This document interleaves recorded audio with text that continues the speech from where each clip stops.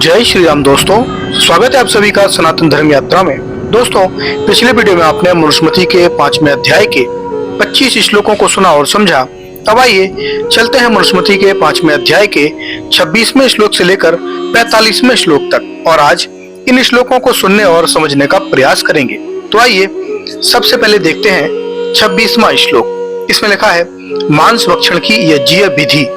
इसमें लिखा है एतदुक्तम द्विजातीनाम बच्चा बच्चे विशेषतः मांसस्यात् प्रवक्ष्यामि विधि मंचन वर्जने, अर्थात एतत् द्विजातीनाम भक्ष्य अवच्छम अशेषता उक्तम। यह द्विजातियों का भक्ष्य और अवच्छय पूर्ण रूप से कहा, अतः अब मांसस्य भक्षण वर्जने विधि प्रवक्ष्यामि, मांस के खाने और छोड़ने की विधि को कहूंगा। उसके बाद 27वां श्लोक है।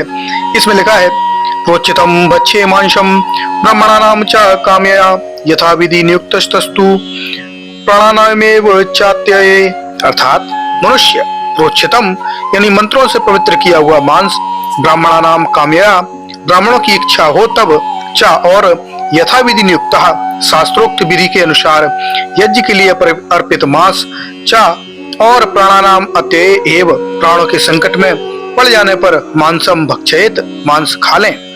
उसके बाद 28वां श्लोक है। इसमें लिखा है प्राणस्यानुमिदं सर्वं प्रजापति परकल्पयत स्थावरं जंगम चैव सर्वं प्राणस्य भोजनम, अर्थात प्रजापति ने इदम सर्वम स्थावरम च जंगम, यह सब स्थावर अन्न शाक फल आदि और चर यानी पशु पक्षी आदि संसार प्राणस्य अन्नम जीव के खाने के लिए अन्न के रूप में और सर्वम प्राणस्य भोजनम सब कुछ जीव के भोजन के लिए अकल्पयत यानी बनाया है। उसके बाद 29वां श्लोक है। इसमें लिखा है चाणा मंत्र मचरः दृष्टिमाम पंदृष्टिणः अस्तांच सहस्तानाम श्रुणाम च भीरवः, अर्थात अचराचराणाम स्थावर घास फल फूल आदि खाद्य वस्तुएं चर प्राणियों के अंदृष्टः दृष्टणाम दांत जाल से रहित प्राणी यानी दांत जाल वालों व्याघ्र आदि के चा और अहस्ता हाथ से रहित मछली आदि सहस्ता नाम हाथ वालों मनुष्यों आदि के चा तथा भीरवाशु नाम डरपोक बहादुरों के अन्न यानी अर्थात भक्ष्य हैं। उसके बाद 30वां श्लोक है। इसमें लिखा है नातादुष्प्य दध्याध्यान प्राणिनो अन्य हनपि दात्रैव सृष्टा आध्याच प्राणिनोत्तर एव च, अर्थात अतः खाने का अधिकारी मनुष्य आध्यान प्राणिनः भक्ष्य प्राणियों को अहानि अहानि अपि प्रतिदिन खाते हुए भी ना दुष्यति किसी प्रकार का भागी या पाप का दोषी नहीं होता, क्योंकि आध्या प्राणिना खाने के लिए प्राणी च और अत्तारः उनको खाने वालों को दात्रा एवं सृष्टा परमात्मा ने ही बनाया है। उसके बाद 31वां श्लोक है। इसमें लिखा है यज्ञाय जगद्वी इमांसस्तेष्य देवो विधि स्मृतः अत्तोन्यथा प्रवस्तु राक्षसो विधिरुच्यते, अर्थात यज्ञाय मांसस्य जगधी यज्ञ के लिए मांस का खाना इति ऐसे देव विधि स्मृतः यह देव विधि मानी गई है, अतः अन्यथा प्रवर्तितु इससे भिन्न विधि से मांस खाना तो राक्षसा विधि उच्यते राक्षस विधि कही गई है। उसके बाद 32वां श्लोक है। इसमें लिखा है कृत्वा स्वयं वायुपुध्याय परोपकृत मेव वह देवान प्रत्यशार्यथा खादमांशम च दुष्यति, अर्थात कृत्वा खरीद कर अथवा स्वयं अपि उत्पाद्य स्वयं मारकर मांस तैयार करके अथवा पर उपकृतम दूसरे के द्वारा भेंट किए गए मांसम यानी मांस को देवांचा पितरम अर्चित्वा खादम देवताओं और पितरों को अर्पण करके खाने से न दुष्यति मनुष्य दोष भागी नहीं होता। उसके बाद 33वां श्लोक है। इसमें लिखा है नाध्याद विधिना मांसम विधि ज्ञोनो अपि द्विजः जगद्वा विविधिना मांसम प्रत्यतैर्द्वैतवशः, अर्थात अनापति आपत्ति रहित काल में मांस विधि द्विजः मांस खाने की विधि को जानने वाला द्विज अविधिना उक्त विधि के बिना न अध्यात मांस को न खाए ही, क्योंकि अविधिना मांसम जगद्वा विधि रहित रूप से मांस खाकर प्रेत्य परलोक में तय उन खाए गए प्राणियों के द्वारा अवसाध्यते बलात् खाया जाता है। उसके बाद 34वां श्लोक है, इसमें लिखा है नातादृश्यम भवेत्यनु मृग अर्तु नार्धिना यादृश्यम भवति प्रेत्य व्रता मांसानि खादतः।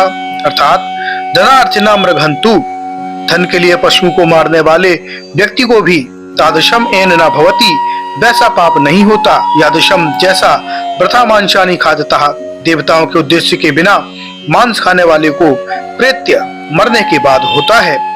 उसके बाद 35वां श्लोक है, इसमें लिखा है नियुक्तस्तु यथा माभ्याम यो मांसम नाति मानवः शाप्रीत्या पशुताम याति शंभवेन विशिष्टतम। अर्थात यह मानव, जो मनुष्य यथा नयम नियुक्त तु मांसम न अति, यथा विधि श्राद्ध या मधुपर्क से समर्पित मांस को नहीं खाता, सा वह प्रेत्य, मरकर 21 शंभवान पशुताम याति, 21 जन्मों तक पशुओं का जन्म पाता है। उसके बाद 36वां श्लोक है, इसमें लिखा है असंस्कृता पशु मन है नाधृता कदाचन मंत्रस्तु संकृता नाध्य शाश्वतम विधिमा स्थितः। अर्थात विप्रः, ब्राह्मण को चाहिए कि कदाचन कभी भी मंत्र असध्यान पशुना नाध्यात, मंत्रों से पवित्र किए गए पशु मांस को न खाएं। शाश्वतम विधिम आस्थिता, सनातन विधि के में आस्था रखकर मंत्र संकृतान तु अध्यात, मंत्रों से पवित्र किए गए मांस को ही खाएं। उसके बाद 37वां श्लोक है, इसमें लिखा है कुर्याद धृत पशुम संगे कुर्यादृष्ट पशुम तथा न त्वेव तु वृथा हंतु पशुमिच्छेद कदाचन। अर्थात संगे पशुमान खाने की अधिक इच्छा होने पर धृत पशुम कुर्यात, घी का पशु बनाकर खा लें, तथा अथवा पिष्ट पशुम कुर्यात, चूने का ही पशु बनाकर खा लें, तो किंतु कदाचन, कभी भी, वृथा एव, ये जाति उद्देश्य के बिना पशु हंतु ना तु इच्छेत, पशु को मारने की इच्छा भी ना करें, फिर खाने का तो प्रश्न ही नहीं उठता। उसके बाद 38वां श्लोक है, इसमें लिखा है यावंती पशुमाणी ताकृष्टो ही मारणम वृथा पशु प्राप्नोति प्रेत्य जन्मनि जन्मनि। अर्थात वृथा पशु अग्न, यज्ञ देवता आदि के बिना पशुओं को मारने वाला प्रेत्य, मरकर जन्मनि जन्मनि यानी जन्म जन्मांतरों में, यावंती पशुरोमणि यानी जितने उस मारे गए पशुओं के रोम हैं, तावत कृत्वा ही, उतनी ही बार, मारणम प्राप्नोति, मारा जाता है।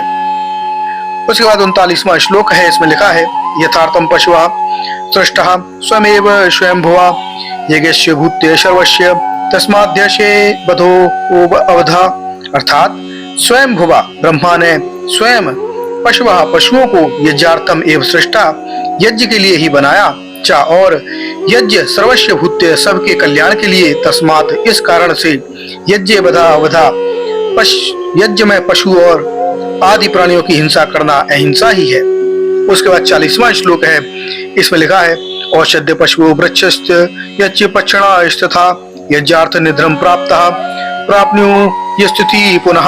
अर्थात औषध्य, औषधियां, पशुआ, पशु, वृक्ष, वृक्ष, त्र्यंच, त्रियक योनि वाले सांप, कछुआ आदि, तथा पक्षणा यानी पक्षी, यथार्थ निघ्न प्राप्ता, यज्ञ के लिए मृत्यु को प्राप्त होकर पुनः उत्सृति प्राप्नुवन्ति, फिर उद्धार या उत्तम योनि को प्राप्त करते हैं।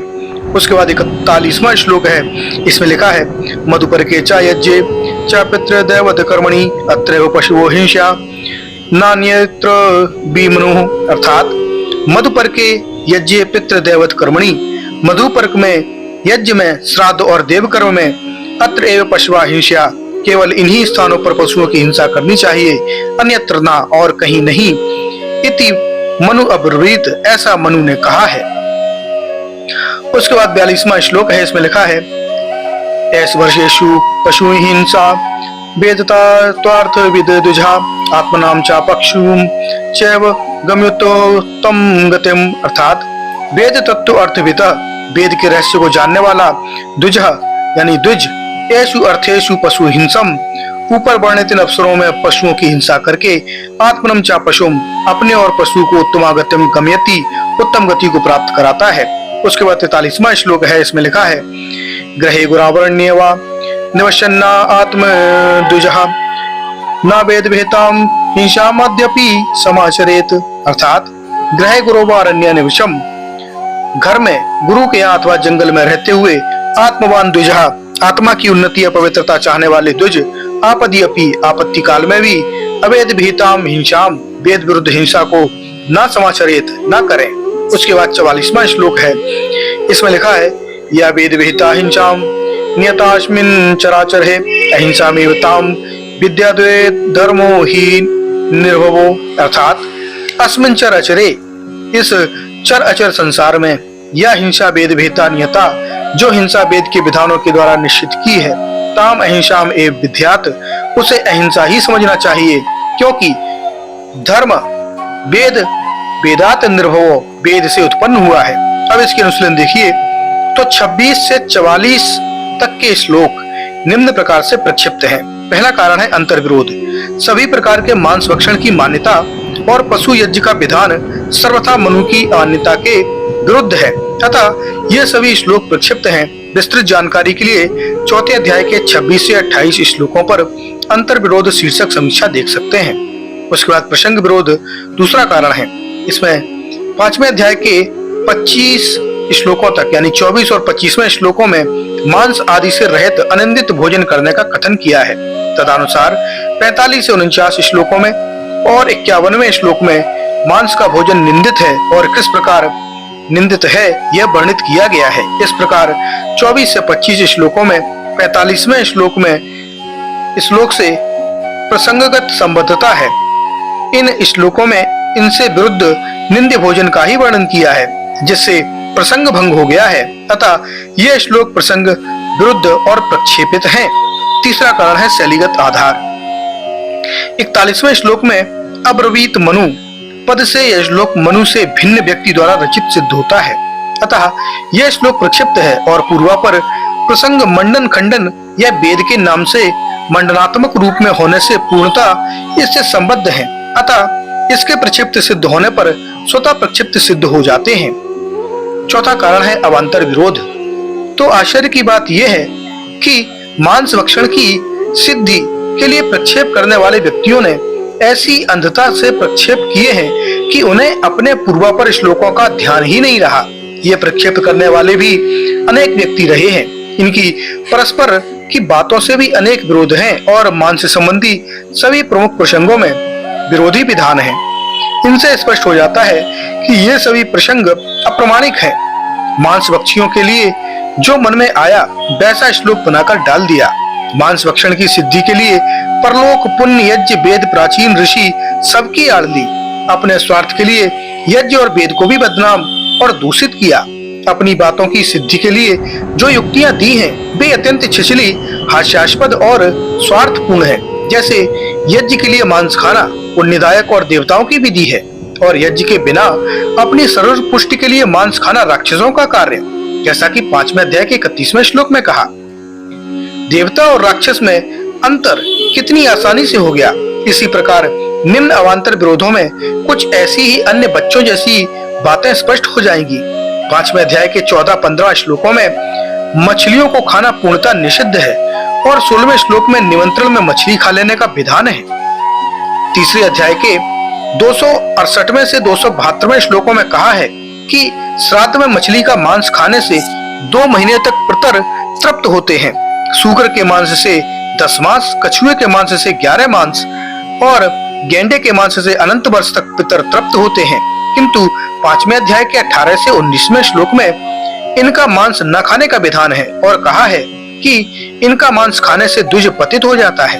5वें अध्याय के 22वें श्लोक में कहा है कि स्त्री सेवक आदि के पालन के लिए पशु पक्षी को मारना चाहिए, और 5वें अध्याय के 38वें श्लोक में कहा है कि यज्ञ के बिना पशुओं को मारने वाला जितने पशुओं को मारता है उतने ही जन्म लेकर बदले में वह भी मारा जाता है।